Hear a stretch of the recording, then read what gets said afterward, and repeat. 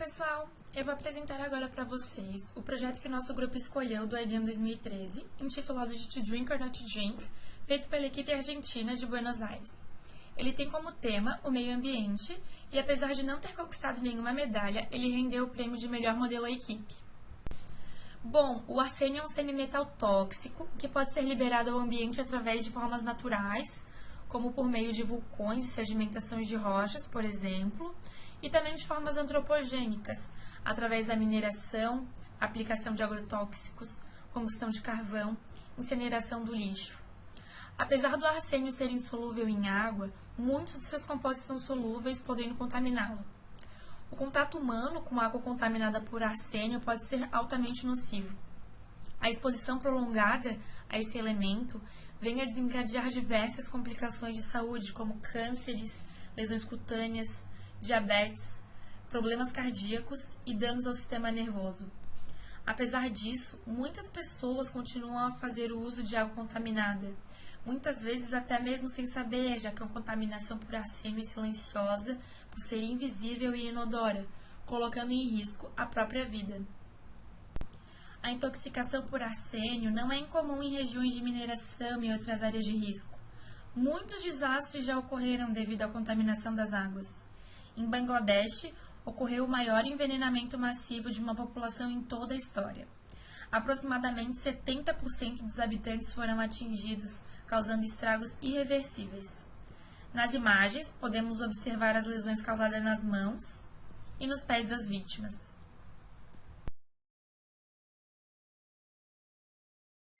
O mapa apresentado indica as regiões contaminadas por esse elemento.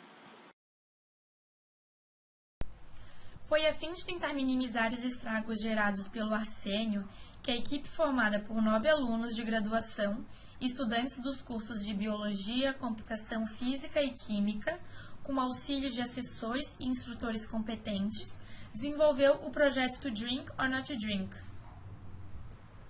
Para que esse projeto fosse concretizado, seria necessário uma ideia prática, econômica, segura e de fácil utilização, para que qualquer leigo pudesse utilizar o equipamento criado sem treinamento anterior. Sendo assim, foi inventado um sistema de biosensor baseado na comparação da amostra em questão com uma curva de concentração já conhecida. Apesar da ideia de biosensor ser relativamente simples, durante a elaboração do projeto foram encontrados alguns problemas que necessitavam de ser resolvidos. A primeira questão foi o modo de saída. O tipo de saída do sistema deveria ser uma manifestação visível a olho nu.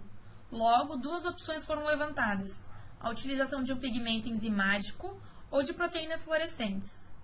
Uma grande diferença entre as duas opções é que o pigmento enzimático é amplificado devido à capacidade de cada unidade de enzima a produzir várias moléculas de pigmento.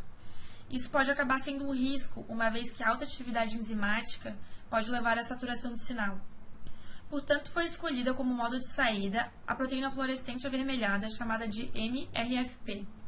Quanto mais intensa a cor de saída obtida, maior a concentração de arsênio na amostra. O segundo problema foi a dependência do sinal às influências externas. A produção de uma proteína depende de diversas influências externas, como a temperatura e o número de bactérias. Sendo assim, uma mesma concentração de arsênio poderia apresentar uma variação na intensidade da cor de saída, conforme as influências apresentadas. Para resolver essa problemática, foi necessário criar um padrão normal do dispositivo físico para ser ativado ao mesmo tempo em que a amostra em estudo. O dispositivo físico passou a incluir poços secos, com bactérias liofilizadas e arsênio em diferentes quantidades, o qual é ressuspenso com água destilada na mesma hora em que a amostra de água é adicionada no poço correspondente a ela. Como todo dispositivo ficará sujeito às mesmas condições, mesmo que ele seja exposto a qualquer circunstância que cause a morte das células, como por exemplo o calor extremo, o efeito será homogêneo para todos os poços. O modelo ficou resumido então em 4 poços, 3 utilizados para comparação e 1 dedicado à amostra a ser analisada. O terceiro e último problema encontrado foi a necessidade de amplificar o sinal e evitar a saturação. Algumas experiências iniciais foram realizadas para saber se a proteína NRFP diante do arsênio cumpria as expectativas. As respostas obtidas ao interagir com arsênio foram positivas, porém as diferenças de intensidade ainda não eram claramente distinguíveis a olho nu.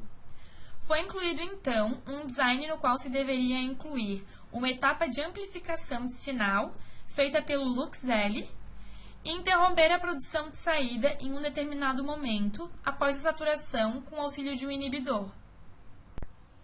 Por fim, foi criado um modelo bastante prático resumido em poucos passos. Primeiramente, deve-se fazer a identificação do dispositivo e de suas partes. O dispositivo é constituído pela cápsula e uma proteção. Depois, deve-se fazer a retirada da proteção e, em seguida, o recolhimento da amostra, o qual deve ser feito com a própria proteção. A cápsula é formada por 4 poços. 3 deles possuem concentrações de arsênio já estabelecidas e diferentes entre si. Nesses poços, adiciona-se água destilada, fornecida juntamente com o kit.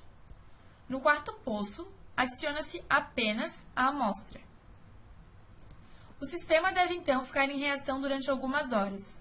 Quando as cores parecerem nítidas, deve-se fazer a comparação do resultado obtido com os fornecidos nos outros poços.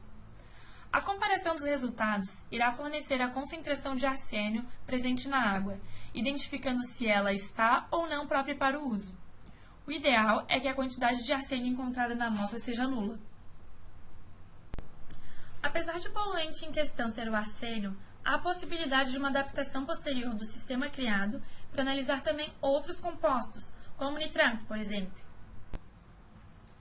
Esse foi o projeto IGEM 2013, apresentado pelo grupo de Buenos Aires, Argentina. Espero que vocês tenham gostado.